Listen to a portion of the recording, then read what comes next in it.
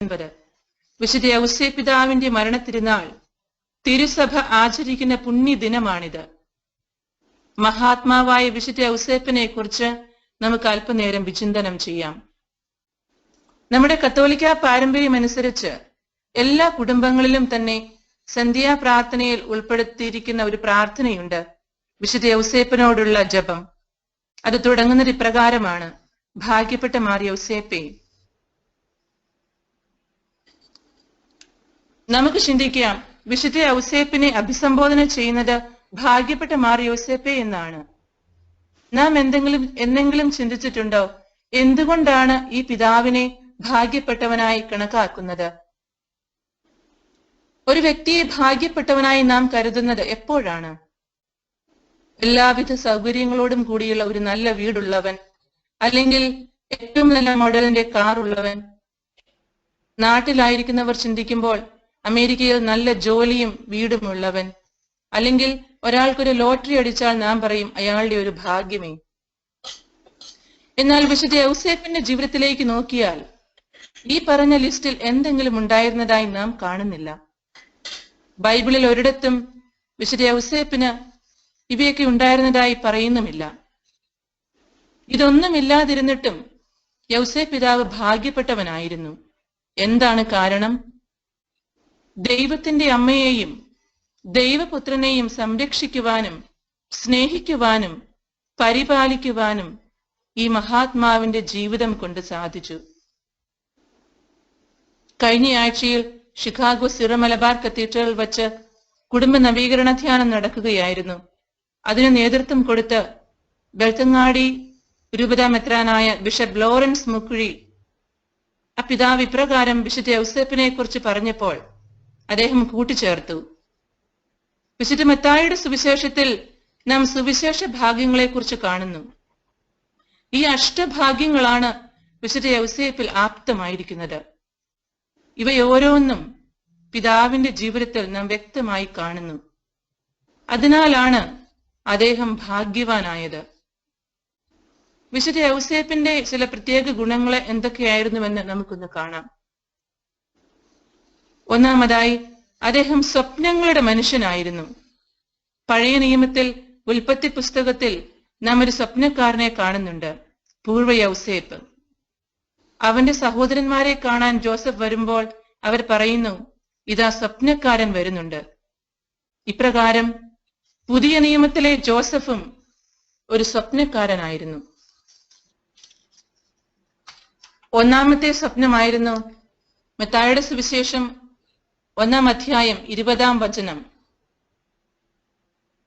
അവിടെ കർത്താവിന്റെ ദൂതൻ ജോസഫിന് പ്രത്യക്ഷപ്പെടുന്നു. അതിന്റെ പിന്നിലെ സാഹചര്യം നമുക്കറിയാം. വളരെ പ്രതീക്ഷയോടെ ജോസഫ് എന്ന യഹൂദൻ തന്റെ വിവാഹത്തിന് ഒരുങ്ങിയിരിക്കുമ്പോൾ താൻ വിവാഹം ചെയ്യാൻ പോകുന്ന വ്യക്തി താൻ അറിയാതെ ഗർഭിണിയായ വിവരം. യഹൂദ നിയമമനുസരിച്ച് ഇപ്രകാരം വ്യഭിചാരം ചെയ്യുന്നവരെ കല്ലെറിഞ്ഞ് കൊല്ലണമെന്ന് എന്നാണ് നിയമം. വചനം പറയുന്നു, അവളുടെ ഭർത്താവായ ജോസഫ് നീതിമാനാകയാലും അവളെ അപമാനിതയാക്കാൻ ഇഷ്ടപ്പെടായികയാലും അവളെ രഹസ്യമായി ഉപേക്ഷിക്കാൻ തീരുമാനിച്ചു. നമുക്ക് ഊഹിക്കാവുന്നതേയുള്ളൂ, വളരെ പ്രതീക്ഷയോടെ തുടങ്ങാനിരുന്ന ഒരു കുടുംബജീവിതം ഇതാ ഡിവോഴ്സിന്റെ വക്കിൽ എത്തി നിൽക്കുന്നു. ഈ പ്രതിസന്ധി ഇന്ന് നാം ധാരാളം കണ്ടുകൊണ്ടിരിക്കുന്നു. പക്ഷേ ഇവിടെ ഈ സ്വപ്നക്കാരന്റെ പ്രത്യേകത നാം ശ്രദ്ധിക്കേണ്ടതാണ്. നാം കാണുന്നുണ്ട്, കർത്താവിന്റെ ദൂതൻ ജോസഫിന് പ്രത്യക്ഷപ്പെട്ട് പറയുന്ന കാര്യങ്ങൾ. പ്രിയപ്പെട്ട സഹോദരങ്ങളെ, ജോസഫ് ദൈവത്തോട് അത്രയധികം വ്യക്തിപരമായ ബന്ധം പുലർത്തിയത് കൊണ്ടാണ് ദൈവത്തിന്റെ സ്വരം സ്വപ്നത്തിലൂടെ തിരിച്ചറിയുവാൻ അദ്ദേഹത്തിന് സാധിച്ചത്. അദ്ദേഹത്തിന് വേണമെങ്കിൽ ചിന്തിക്കാമായിരുന്നു, ഈ സ്വപ്നം സത്യമാണോ? ഞാനിത് വിശ്വസിക്കണമോ? യാതൊരു സംശയവും ജോസഫിനുണ്ടാകുന്നില്ല. വചനം പറയുന്നു, ജോസഫ് നിദ്രയിൽ നിന്നുണർന്ന് കർത്താവിന്റെ ദൂതൻ കൽപ്പിച്ചതുപോലെ പ്രവർത്തിച്ചു. ഇനിയും ഞാൻ രണ്ടാമത്തെ സ്വപ്നം കാണുന്നു. മത്തായിയുടെ സുവിശേഷം 2-ാം അധ്യായം 13-ാം വചനം. പൂജരാജാക്കന്മാർ ഈശോയെ ആരാധിച്ചിട്ട് പോയി കഴിഞ്ഞപ്പോൾ കർത്താവിന്റെ ദൂതൻ സ്വപ്നത്തിൽ പ്രത്യക്ഷപ്പെട്ട് പറയുന്നു, എഴുന്നേറ്റ് ശിശുവിനെയും അമ്മയെയും കൂട്ടി ഈജിപ്തിലേക്ക് പലായനം ചെയ്യുക. ഹെറോദേസ് ശിശുവിനെ വധിക്കാൻ ഉടനെ അന്വേഷണം തുടങ്ങും. വീണ്ടും ദൈവത്തോട് അത്രയധികം ബന്ധമുള്ളതുകൊണ്ട് ദൈവത്തിന്റെ സ്വരം തിരിച്ചറിയുവാൻ, ഉണർവിലും ഉറക്കത്തിലും അവിടുത്തെ സ്വരം തിരിച്ചറിയുവാൻ ജോസഫിന് സാധിച്ചു. ദൈവത്തോട് ചേർന്ന് നിൽക്കുന്നവർക്ക്, ഹൃദയശുദ്ധിയുള്ളവർക്ക് ദൈവത്തിന്റെ സ്വരം തിരിച്ചറിയുവാൻ സാധിക്കുന്നു. വീണ്ടും മത്തായിയുടെ സുവിശേഷം 2-ാം അധ്യായം 19-ാം വചനം പറയുന്നു, കർത്താവിന്റെ ദൂതൻ ജോസഫിനോട് സ്വപ്നത്തിൽ പ്രത്യക്ഷപ്പെട്ട് പറഞ്ഞു, എഴുന്നേറ്റ് ശിശുവിനെയും അമ്മയെയും കൂട്ടി ഇസ്രായേൽ ദേശത്തേക്ക് മടങ്ങുക. ശിശുവിനെ വധിക്കാൻ ശ്രമിച്ചവർ മരിച്ചു കഴിഞ്ഞു. ഇവിടെയും യാതൊരു സംശയവും കൂടാതെ സ്വപ്നത്തിൽ ലഭിച്ച കർത്താവിന്റെ മുന്നറിയിപ്പ് അനുസരിച്ച് ജോസഫ് പ്രവർത്തിക്കുന്നു. ദൈവവുമായി വ്യക്തിപരമായ ബന്ധമുള്ളവർക്ക് ദൈവം അവിടുത്തെ സ്വയം വെളിപ്പെടുത്തുന്നു. ദൈവം അവരോട് സംസാരിക്കുന്നു. നമ്മോടും ദൈവം നിരന്തരം സംസാരിക്കുന്നുണ്ട്. നമുക്ക് ആഴമായ വ്യക്തിപരമായ ബന്ധമുണ്ടെങ്കിൽ, ദൈവസന്നിധിയിൽ എളിമയോടെ ഇരുന്നാൽ ദൈവസ്വരം നമുക്കും ശ്രവിക്കാൻ സാധിക്കും. വിശുദ്ധ യൗസേപ്പ് എളിമയുടെ മനുഷ്യനായിരുന്നു. വിശുദ്ധ ബൈബിളിൽ യൗസേപ്പിനെ നാം വളരെ കുറച്ച് മാത്രമേ കാണുന്നുള്ളൂ. ക്ഷമയുടെ, ശാന്തതയുടെ, വളരെ കുറച്ച് സംസാരിക്കുന്ന, എന്നാൽ ദൈവത്തിനായി ഏറെ പ്രവർത്തിക്കുന്ന ഒരു വ്യക്തിയെയാണ് വിശുദ്ധ യൗസേപ്പിൽ നാം കാണുന്നത്. ഒരു ആശാരിപ്പണിക്കാരനായിരുന്നു ജോസഫ്. ആശാരിപ്പണിക്കാരന്റെ സ്വതവേ ഉള്ള ഒരു പ്രത്യേകതയാണ് ക്ഷമ, സത്യസന്ധത, അധ്വാനശീലം. വളരെ അധ്വാനിച്ചിട്ടായിരിക്കണം ഈശോയെയും മാതാവിനെയും അദ്ദേഹം സംരക്ഷിച്ചത്. എന്നാൽ ഒരിടത്തും പരാതിയുടെ ഒരു വാക്ക് കേൾക്കുന്നില്ല. ഈശോയുടെ വളർത്തു പിതാവ്, ഒരു യഹൂദനായ ഈ പിതാവിൽ നിന്നും ഈശോ തന്റെ ചെറുപ്പത്തിൽ വളരെയേറെ കാര്യങ്ങൾ പഠിച്ചിരുന്നിരിക്കണം. മറ്റുള്ളവരോട് ദയ കാണിക്കാൻ, മറ്റുള്ളവരോട് ക്ഷമിക്കാൻ ഒക്കെ ഈ വളർത്തു പിതാവിൽ നിന്നും ഈശോ പഠിച്ചു കാണും. ഇതാണ് നമ്മുടെ കുടുംബങ്ങളും മാതൃകയാക്കേണ്ടത്. മക്കളുടെ ഭാവി, അവരുടെ സ്വഭാവമൊക്കെ തീർച്ചയായും മാതാപിതാക്കളെ ആശ്രയിച്ചിരിക്കുന്നു. നല്ല മാതാപിതാക്കളിൽ നിന്നേ നല്ല കുഞ്ഞുങ്ങൾ ഉണ്ടാകൂ. മാതാപിതാക്കളുടെ സ്വഭാവ പ്രത്യേകതയും പ്രാർത്ഥനാ രീതിയും എല്ലാം മക്കൾ അതുപോലെ ഒപ്പിയെടുക്കും. ആത്മമിത്രം എന്ന പുസ്തകത്തിൽ ഈശോ ഗബ്രിയേലി ബോസിസിനോട് പറയുന്നത് ഇപ്രകാരമാണ്: ഒരു ആശാരി എന്ന നിലയിൽ ഞാൻ ചെയ്ത അധ്വാനത്തോടൊന്നു ചേരുക. നീ എന്ത് ചെയ്യുന്നു എന്നുള്ളതല്ല കാര്യം, നീ ജോലി ചെയ്യുമ്പോൾ എങ്ങനെ എന്നെ സ്നേഹിക്കുന്നു എന്നുള്ളതാണ്. അതേ സഹോദരങ്ങളെ, ചെറിയ കാര്യങ്ങൾ വലിയ സ്നേഹത്തോടെ ചെയ്യുമ്പോൾ അത് രക്ഷാകരമാക്കാൻ സാധിക്കും എന്ന് വിശുദ്ധ യൗസേപ്പിന്റെ ജീവിതം നമ്മെ കാണിച്ചു തരുന്നു. തിരുക്കുടുംബത്തിന്റെ നായകനായിരുന്നു വിശുദ്ധ യൗസേപ്പ്. കുടുംബങ്ങളുടെ മധ്യസ്ഥനായ വിശുദ്ധ യൗസേപ്പിനോട് എല്ലാ കുടുംബങ്ങളെയും സംരക്ഷിക്കണമേ എന്ന് നമുക്ക് പ്രാർത്ഥിക്കാം. സംശയങ്ങളുടെ മധ്യത്തിലും പ്രതിസന്ധി ഘട്ടങ്ങളിലും ഈശോയുടെ ജീവിതം അപകടത്തിലായ സാഹചര്യത്തിലുമെല്ലാം ശാന്തതയോടെ, ക്ഷമയോടെ, വിവേകത്തോടെ മുന്നോട്ടു പോകുവാൻ വിശുദ്ധ യൗസേപ്പിന് സാധിച്ചു. ദൈവത്തിലുള്ള ആശ്രയബോധവും അടിയുറച്ച വിശ്വാസവും ദൈവത്തിന്റെ ഇഷ്ടം നിറവേറ്റുവാനുള്ള എളിമയും ഒക്കെയാണ് ജോസഫിനെ ഇതിനൊക്കെ പ്രാപ്തനാക്കിയത്.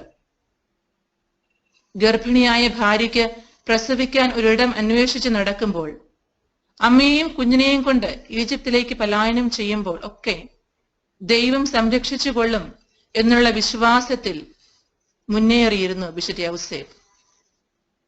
എല്ലാ അസ്വസ്ഥതകളും വേദനകളും ഒന്നും ഈ അമ്മയെയും കുഞ്ഞിനെയും അറിയിക്കാതെ, പരാതികളൊന്നുമില്ലാതെ അവരോടുള്ള സ്നേഹത്തെ പ്രതി വിശുദ്ധ യൗസേപ്പ് സഹിച്ചു. നമുക്ക് ഈ മഹാത്മാവിന്റെ തിരുനാളിനൊരുങ്ങുമ്പോൾ നമ്മുടെ കുടുംബങ്ങളെ വിശുദ്ധ യൗസേപ്പിന്റെ സംരക്ഷണത്തിനായി ഏൽപ്പിക്കാം. ഹൃദയത്തിൽ സത്യം കാത്തു സൂക്ഷിച്ച, ദൈവിക പരിപാലനയെ സമചിത്തതയോടെ ഏറ്റുവാങ്ങിയ, എല്ലാറ്റിനോടും നീതി പുലർത്തിയ, വിശുദ്ധ യൗസേപ്പിന്റെ മാതൃക നമുക്കും അനുകരിക്കാം. അസ്വസ്ഥമായ സാഹചര്യങ്ങളിൽ, ക്ലേശം അനുഭവിക്കുന്ന ഹൃദയങ്ങളിൽ സ്വാർത്ഥതയുടെയും ശാന്തിയുടെയും വാഹകരാകുവാൻ നമ്മെ ശക്തരാക്കണമേ എന്ന് നമുക്ക് പ്രാർത്ഥിക്കാം. നിശബ്ദതയുടെ ആഴങ്ങളിൽ ദൈവിക രഹസ്യത്തിന്റെ അത്ഭുതം ദർശിക്കുവാൻ സ്വയം നിശബ്ദനായ യൗസേപ്പിനെ പോലെ നിഗൂഢമായ ദൈവിക പദ്ധതിക്ക് മുൻപിൽ ശിരസ് നമിക്കുവാൻ, വിശ്വാസ വീക്ഷണത്തിലൂടെ ജീവിതം നയിക്കുവാൻ നമ്മെയും അനുഗ്രഹിക്കണമേ എന്ന് നമുക്ക് പ്രാർത്ഥിക്കാം. നമുക്ക് ഒരുമിച്ച് പ്രാർത്ഥിക്കാം. ഭാഗ്യപ്പെട്ട മാർ യൗസേപ്പേ, ഞങ്ങളുടെ അനർത്ഥങ്ങളിൽ അങ്ങേ പക്കൽ ഓടി വന്ന് പരിശുദ്ധ ഭാര്യയോട് സഹായം അപേക്ഷിച്ചതിന് ശേഷം അങ്ങേ മധ്യസ്ഥതയും ഞങ്ങളിപ്പോൾ മനോശരണത്തോടുകൂടെ യാചിക്കുന്നു. ദൈവജനനിയായ അമലോത്ഭവ കന്യകയോട് അങ്ങേ ഒന്നിപ്പിച്ച ദിവ്യ സ്നേഹത്തെക്കുറിച്ചും ഉണ്ണി ഈശോയെ അങ്ങ് ആലിംഗനം ചെയ്ത അങ്ങേ പൈതൃകമായ സ്നേഹത്തെക്കുറിച്ചും ഈശോ മിശിഹ തന്റെ തിരുരക്തത്താൽ നേടിയ അവകാശത്തിന്മേൽ കൃപയോടെ നോക്കണമെന്നും അങ്ങയുടെ ശക്തിയാലും മഹത്വത്താലും ഞങ്ങളുടെ ആവശ്യങ്ങളിൽ ഞങ്ങളെ സഹായിക്കണമെന്നും എളിമയോടെ അങ്ങയോട് ഞങ്ങൾ അപേക്ഷിക്കുന്നു. തിരുക്കുടുംബത്തിന്റെ എത്രയും വിവേകമുള്ള കാവൽക്കാര ഈശോ മിശിഹായുടെ തിരഞ്ഞെടുക്കപ്പെട്ട ജനത്തെ ആദരിക്കണമേ. എത്രയും പ്രിയമുള്ള പിതാവേ, അബദ്ധത്തിന്റെയും വഷളത്വത്തിന്റെയും കറകളിൽ നിന്നും ഞങ്ങളെ കാത്തുകൊള്ളണമേ. ഞങ്ങളുടെ എത്രയും വല്ലഭമുള്ള പാലകനെ, അന്ധകാര ശക്തികളോട് ഞങ്ങൾ ചെയ്യുന്ന യുദ്ധത്തിൽ സ്വർഗത്തിൽ നിന്ന് ഞങ്ങളെ കൃപയോടെ സഹായിക്കണമേ. അങ്ങ് ഒരിക്കൽ ഉണ്ണി ഈശോയെ മരണകരമായ അപകടത്തിൽ നിന്നും കാത്തു രക്ഷിച്ചതുപോലെ ഇപ്പോൾ തിരുസഭയെ ശത്രുവിന്റെ കെണിയിൽ നിന്നും ആപത്തുകളൊക്കെയിൽ നിന്നും കാത്തുകൊള്ളണമേ. ഞങ്ങൾ അങ്ങേ മാതൃക അനുസരിച്ച് അങ്ങേ സഹായത്താൽ ബലം പ്രാപിച്ച് പുണ്യജീവിതം കഴിപ്പാനും നല്ല മരണം ലഭിച്ച് സ്വർഗത്തിൽ നിത്യഭാഗ്യം പ്രാപിപ്പാൻ തക്കവണ്ണം അങ്ങേ മധ്യസ്ഥതയാൽ ഞങ്ങളെ എല്ലാവരെയും എല്ലായ്പ്പോഴും കാത്തുകൊള്ളണമേ. ആമേൻ. Praise the Lord. Praise the Lord. Praise the Lord. Praise the Lord. കാര്യങ്ങൾ തുറന്നു പിടിച്ച് നമുക്ക് കർത്താവിനെ സ്തുതിച്ച് പ്രാർത്ഥിക്കാം. മക്കളെ ഒരുമിച്ചൊന്ന് സ്തുതിച്ച് യേശുവിന്റെ പ്രത്യേകമായ അനുഗ്രഹം നമ്മളെല്ലാവരും വന്നുകഴിയാകട്ടെ. അച്ഛനക്ക് ശക്തി ഞങ്ങൾക്ക് നൽകണമേ. ആത്മാവിന്റെ അഭിഷേകം ഞങ്ങൾക്ക് നൽകണമേ. ഉദാശകളുടെ ശക്തി ഞങ്ങൾക്ക് നൽകണമേ. ഞങ്ങളെ ഉദാശകളെ വിശദീകരിക്കണമേ. Hallelujah, hallelujah, hallelujah, hallelujah. നമുക്ക് യേശുക്രിസ്തുവിന്റെ നാമത്തിൽ തിരുവചനങ്ങളുടെ ശക്തിയാൽ, ഉദാശകളുടെ ശക്തിയാൽ, പരിശുദ്ധാത്മ അഭിഷേകത്താൽ കർത്താവെ എല്ലാ കുടുംബങ്ങളെ അനുഗ്രഹിക്കണമേ. മക്കളെ അനുഗ്രഹിക്കണമേ. മാതാപിതാക്കളെ അനുഗ്രഹിക്കണമേ. യുവതിയുവാക്കളെയും കൊച്ചുകുട്ടികളെയും വിദ്യാർത്ഥിനികളെ അനുഗ്രഹിക്കണമേ. നമ്മുടെ കർത്താവ് യേശുമിശിഹായുടെ കൃപയും പിതാവായ ദൈവത്തിന്റെ സ്നേഹവും പരിശുദ്ധാത്മാവിന്റെ സഹവാസവും നാം എല്ലാവരോടും കൂടി ഉണ്ടായിരിക്കട്ടെ, ഇപ്പോഴും എപ്പോഴും എന്നേക്കും.